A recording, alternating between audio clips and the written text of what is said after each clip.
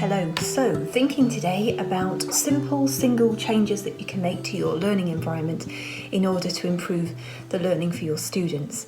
I'll draw attention to the very deliberate irony. I'm presenting to you about exciting learning environments with a deliberately blank white wall behind me, so forgive me for that. But perhaps as I'm talking, you could be challenging yourself to imagine the things that I'm describing appearing on the boring wall behind me and the difference that might make to engagement. Okay, so I'm going to start today by hitting you with a statistic. Are you ready? 2,100 days or 10,500 hours. Now that's an enormous number, and it represents the amount of time that a student spends in a physical classroom environment between the ages of 5 and 16. I'll just say it again. 2,100 days, 10,500 hours. In other words, a huge chunk of your childhood confined to a physical space. And what interests me enormously is how we can start as educators to use that learning environment to impact positively on teaching and learning. And my first tip is to begin to think of your physical learning environment as an extension of you and your personality. All the things you believe in, all the things you would fight for as an educator, what really matters for you and your students. And can people see that by looking at your classroom environment? Now, I'm not suggesting the funky mug that you've got in the corner, the cool film poster. I don't mean that level of personality. I mean your beliefs, your philosophies. For example, if you're a teacher that tells me that you care passionately about creativity, about problem solving, about high levels of challenge for your students, I'd be scanning your classroom looking for the evidence of that. What is it that hooks a child's eye as they step into your learning arena? Is there a big challenge question sitting on that wall? Something that in a moment of daydreaming would snag a child's eye and their imagination. They would start thinking about that question. They would be provoked by perhaps a controversial statement. I love to use those with the students, give them something that they're going to respond to, but with passion and energy. You want the gut response, the heart response, the head response.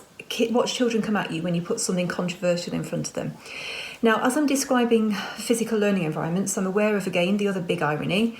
I'm talking to you in the middle of a global pandemic. Most teaching at the moment is happening online for most of us, but I would argue that these same principles are just as applicable to online teaching, and possibly even more so. So when I say wall or classroom, please just substitute that for PowerPoint slide, virtual environment, and the same principles can and do apply. So first and foremost, it's an extension of you and the things that you believe in. Second thing to say is that we can really wake up this sleeping giant that is the learning environment. The Reggio Emilia approach to education, for example, describes 3 teachers. The teacher, pupils as teachers, and the physical environment as the 3rd teacher. And I find that a tremendously exciting notion, the fact that this thing that's around us that perhaps we've not considered has yet to reach its full potential when it comes to challenging learners as an active learning component. Can I give you one very specific example? We all know how important vocabulary is, I assume. The research, just to remind us, says that there is no single bigger cause of academic underachievement than pupils' lack of appropriate vocabulary. Emphasise that word appropriate. So let's just imagine I'm teaching in Key Stage 2 and I'm looking at the topic of the Egyptians, and a really important word would be pyramid. In the first teaching, I want them to read the word pyramid, and we'll read it several times and we'll get familiar with that word. But there comes a point when the functional act of reading the word is a relatively low tariff, low challenge activity. So let's assume that the next time the kids rock up to my lesson, or online or in person, they aren't confronted by the word pyramid anymore. That prompt has gone. They now simply have a challenge. Now, nature abhors a vacuum. The brain doesn't like a blank. Automatically, those students see P and a long gap, and they're trying to generate that word pyramid. And that's something that any one of us could do really easily, that we take away a word and we start to challenge from the first letter, based on Robert Bjork's important work about memory and long-term learning through the principle of generation. So that's a tremendously easy thing to do. I'd also be wanting to remind you of the idea of red herrings in learning. So in my classroom environment, on my PowerPoint screen, I'm also going to be routinely dropping in things that aren't right. They're factually inaccurate. And the challenge to all of my students all of the time is, can you prove me wrong? Can you spot my very deliberate mistake?